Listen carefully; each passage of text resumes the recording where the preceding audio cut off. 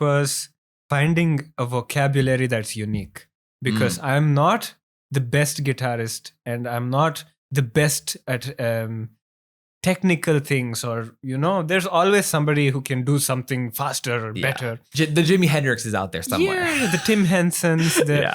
every day something new. But for me, especially while I was starting out in India, I was surrounded, because you obviously goes without saying, India, there's so many people. If you enter an industry, there's just hundreds of thousands of people Yeah. doing this thing and trying to get some reaction out of people with the music they're making and things.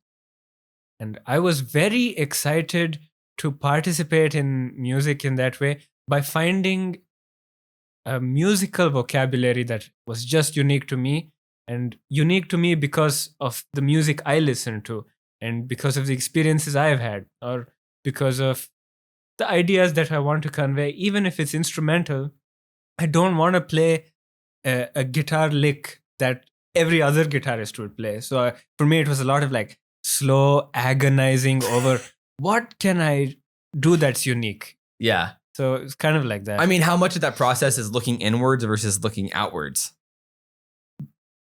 It was a lot of both. And this is something my dad told me, actually, because my goal was to be a super virtuoso kind of guitarist who could do everything, right? So I spent many years practicing just every day. Like different genres and Yeah, absolutely. Every technique I could think of, different songs, things I'm not comfortable with, everything, because I wanted to be like great, right? Mhm. As a younger kid who's like looking up to guitar idols, you have that. Of course. Yeah. So I was doing that every day for years and years.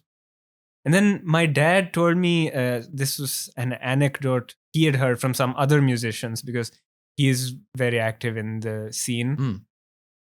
He said, if you want to practice for 10 years, practice for 10 years. But after that, you have to go out and see the world. Because what will you make your music about if you've been in one place practicing? And that stayed with me a lot, because I hadn't realized. I was like, oh yeah, what will I make music about? Because what do I have to add to the world? Yeah. And so if practicing is looking inwards and creating a vocabulary and creating your sound, you need some substance to give meaning to all that you have now.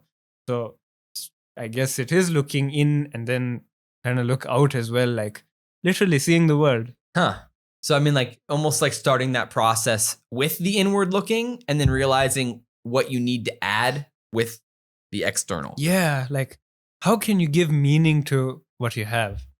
I mean, what does that look like for you? Like, what did you realize when you were looking inwards to then like realize what you needed to find outwards? So I had gained some level of satisfaction after my technique was pretty solid in terms of music theory and technique, and how I understand things that work. But when I realized I don't know much about anything beyond my own life, like just what has happened to me, and then I was like, okay, so now I need to actually branch out and maybe skip a day or two of practice and go somewhere or learn something new, something unrelated. Yeah.